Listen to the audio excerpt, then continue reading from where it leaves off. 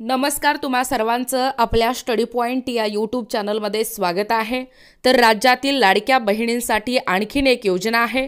औद्योगिक क्षेत्रात सक्षम करण्यावर या ठिकाणी भर दिला जाणार आहे।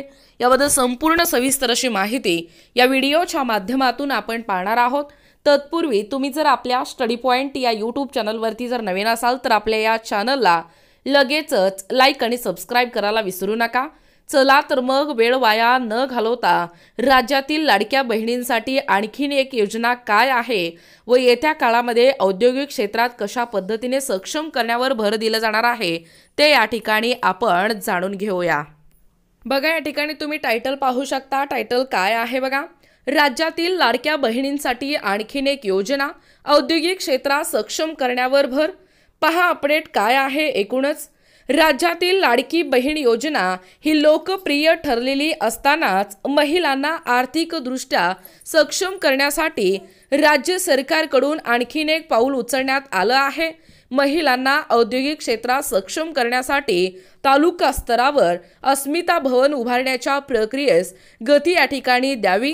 बाजारपेठ असलेल्या या तालुका स्तरावर हे भवन जे आहे हे भवन या ठिकाणी उभारण्यात येणार असून यामध्ये माविमच्या जास्तीत जास्त महिला या बचत गटांना व्यवसाय करण्याची संधी प्राप्त होणार आहे, असं जे वक्तव्य आहे ते वक्तव्य महिला व बालविकास मंत्री आदिती तटकरे यांनी या ठिकाणी सांगितलेलं आहे।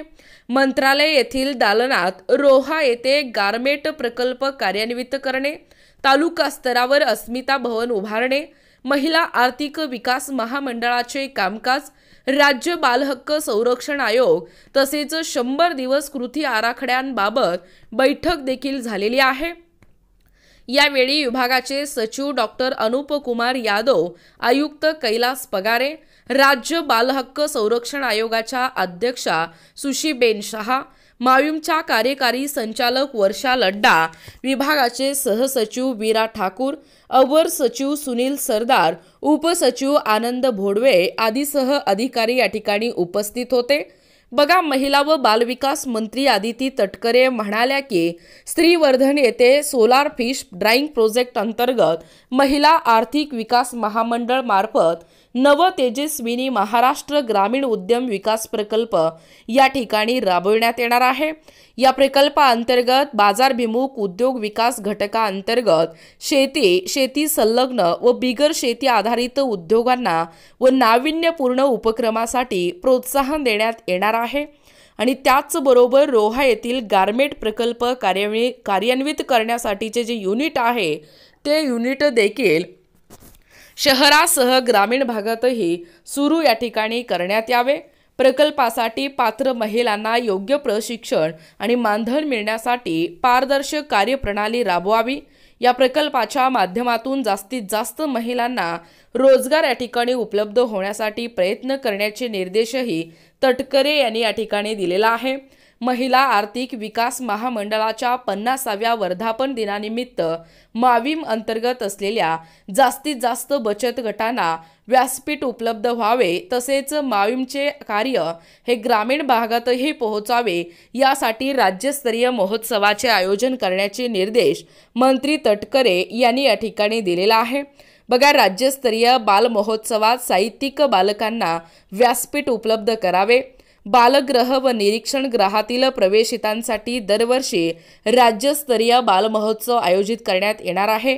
या महोत्सवाअंतर्गत जी बालके कथा कविता लिहितात, ज्यांचे साहित्य प्रसिद्ध आहे, अशा साहित्य क्षेत्राशी निगडीत असलेल्या बालकांसाठी विशेष व्यासपीठ या बाल महोत्सवात उपलब्ध करून देण्याचे निर्देशही आदिती तटकरे यांनी या ठिकाणी दिलेला आहे। दरम्यान आदिती तटकरे यांनी विभागातील विविध योजना आणि कामाचा तसेच 100 दिवस कृती आराखड्यासंदर्भात आढावा देखील घेतलेला आहे।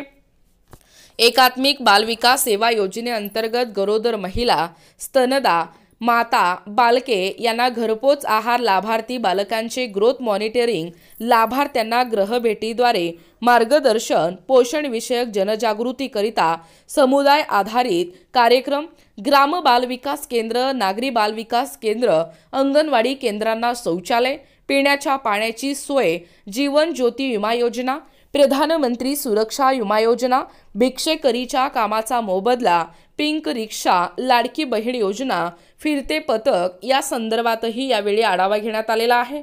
बघा, एकूणच अशा पद्धतीने या ठिकाणी आत्ताच पाहिल्याप्रमाणे राज्यातील जी लाडकी बहीण आहे त्या लाडक्या बहिणींसाठी आणखीन एक योजना औद्योगिक क्षेत्रात सक्षम करण्यावरती भर या ठिकाणी दिलं जाणार आहे। याबद्दल संपूर्ण सविस्तर अशी माहिती या व्हिडिओच्या माध्यमातून आपण पाहण्याचा व कव्हर करण्याचा प्रयत्न केलेला आहोत।